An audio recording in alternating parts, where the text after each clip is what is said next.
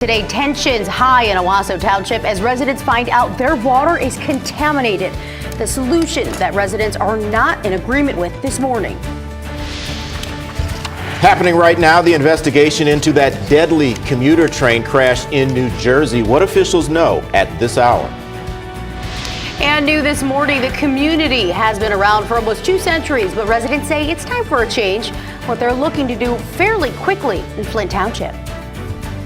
Moving up on 501, we have reached Friday, our favorite day of the week, everybody. Woo-hoo, Friday. There you go. There's our high five. I'm Mike Wolfo. And I am Krista Aguirre. Let's get your morning started right now with meteorologist Ahmed Baji.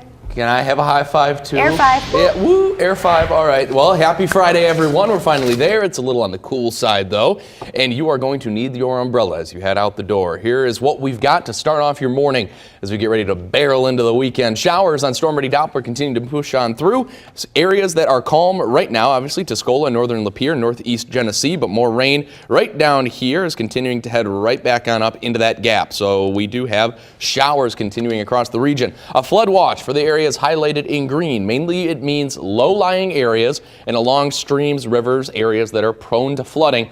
We need to keep an eye out for that with more rain continuing into the area across the entirety of the day. 60 in Bay City right now and in Alma, 59 through a lot of the areas and 58 through the southern counties. Warming up barely, and I mean barely. Look at this. Saginaw only warms up a degree or maybe 2.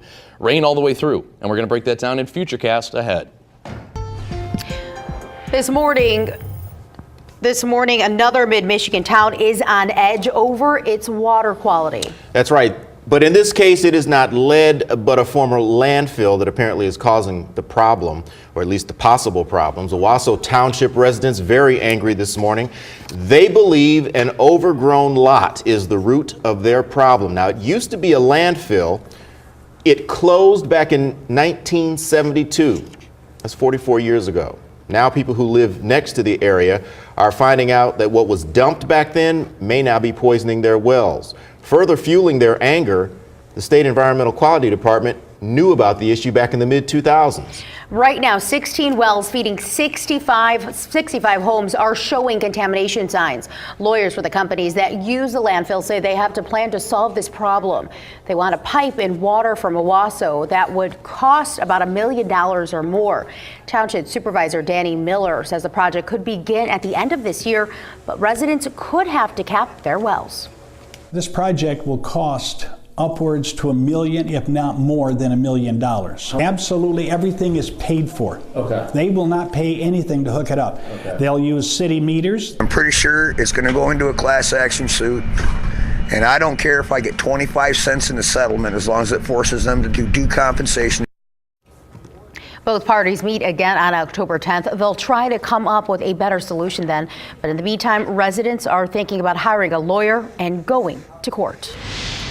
5:03 now, we go to the latest on the commuter train crash in New Jersey. The Hoboken terminal this morning remains closed after yesterday's deadly crash. Now, 1 person was killed and more than 100 injured as that train plowed into a platform inside the terminal during the morning rush. Officials say it was going much too fast, and investigators are now trying to figure out why.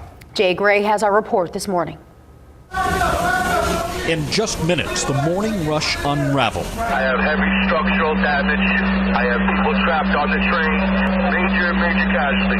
Train 1614 on the New Jersey Transit line sped into the Hoboken station, slamming into and then over the bumpers at the end of the track. It was just, it was horrific. It was an explosion of concrete dust, electrical wires. The canopy above the terminal collapsed, falling to the ground along with steel beams, bricks, and shattered glass. 34-year-old Fabiola Bittard de Crone was standing on the platform. The Hoboken resident and mom was killed by falling debris. And we just heard people screaming in the first car that they were trapped. They couldn't get out.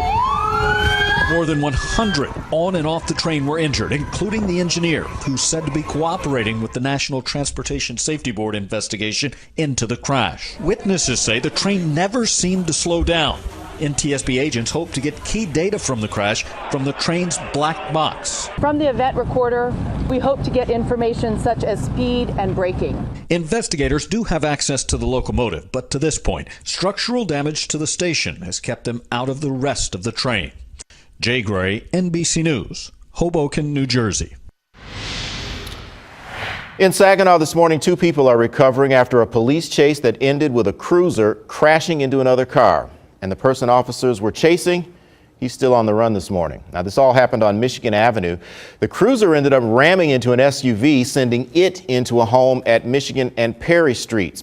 Now, take a look at this video. A viewer sent this in. You can see the police cruiser there crushed and smoking.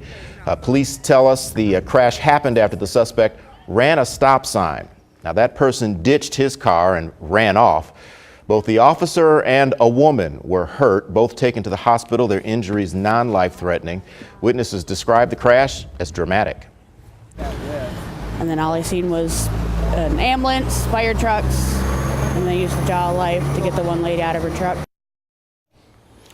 Police say the man they were chasing was already wanted on several outstanding warrants. He can add this mess to the list now, and he threatened, they say, to run over a woman and her kids. And right now, repairs will soon begin on Saginaw City Hall steps. The City Council recently approving a contract with DC Buyers from Detroit. Soon, work will begin to improve those steps, handicap ramp. The stone walls and limestone will also get a facelift. Alternate entrances and temporary ramps will be available during construction. Work is expected to be completed by the beginning of November. Now, also this morning, Flint Township says it wants to distance itself from Flint and the troubles that goes along with the city. People packed the Township Hall last night wanting to know what it takes to change the name, postal code, or to convert the area to a city. Residents say others can't distinguish the township from Flint and the city's problems with high crime and lead-tainted water. But not everyone agrees with that idea. All of our postal codes are part of Flint, which raises our insurance, raises our homeowner's insurance, our automotive insurance, all of them. It's been Flint Township for how many years? Since the 1800s? Why change something that is already there? Now, the next meeting is scheduled in about a month. At that time, a committee should be formed, and they should have the more information on what it would actually take to make those changes. Later this morning, we expect to learn about a donation that will help the Flint Police Department's K-9 unit. Chief Tim Johnson expected to make the announcement at a news conference. We will be there, of course. Be sure to tune in tonight at 6 for all the details on what the department is receiving. A couple of mid-Michigan cities are among 9 across the state now getting money to improve infrastructure. Clare and Pinconning will receive infrastructure capacity enhancement grants. $509,000 to Clare. They will use that money to improve water mains. Pinconning is getting $500,000 to update wastewater treatment facilities. Both cities will add matching dollars to that state money. Drivers around the state need to be extra careful and alert while driving this weekend. Both deer and hunters will be out. It's the start of bow season. Statistics show you are twice as likely to hit a deer in the fall than at any other time of the year. In fact, State Farm says you have a 1 in 85 chance of hitting a deer and other animals for that matter. Deer most likely to be out at dawn or dusk. That's when they feed. Remember to report if you hit a deer. And speaking of animals, the newest member of Saginaw's K-9 team arrives next week, and the current unit says it's ready. Right now, there are 3 dogs assigned to the unit. Their names are Kanjo, Kijan, and Mitch. A 4th named Kylo just retired, and next week, Debo will be joining the squad to fill that opening. Look at those faces there, Ahmed. Oh, I love German Shepherds in the first place, so that's just, yeah, awesome. Welcome to the force, buddy. All right, here's what we got going on in the forecast ahead. I'm actually going to have a forecast for the opening of bow season. That's coming up in just a little bit. But first, what about right now? Well, here's what's going on over 675 in Saginaw this morning. 59 degrees currently. Rain continues to come down. You can see the wet pavement there. Obviously, it's going to be a little on the wet side today. Breeze continues this morning a little lower than where we were yesterday to start off the morning.